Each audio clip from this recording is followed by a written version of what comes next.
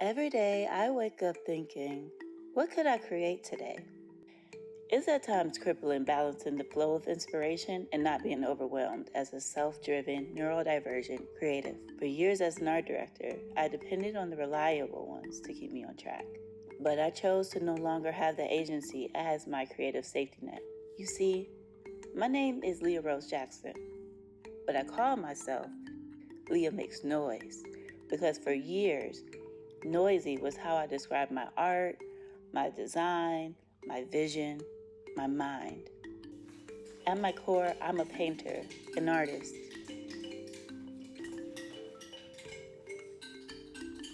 My most recent breakthrough has been infusing typographic design with my painting work. I'm always trying to figure out how to combine my passion for things, my love for fashion with art, my love for art with film, my love for love with self.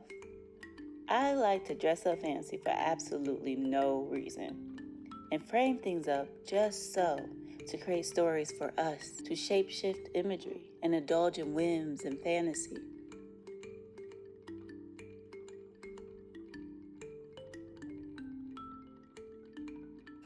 Frivolity is rarely afforded to Black queer femmes, and every day, as a radical act, I'm leaning into it more. And it's not just about beauty and beautiful things. Stripped away, I still know my worth. My biggest passion is using my creativity to help other Black femmes feel seen.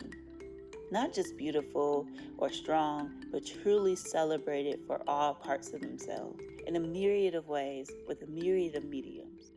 And that satisfaction is the serenity to my noisy mind until it's time to make the next thing.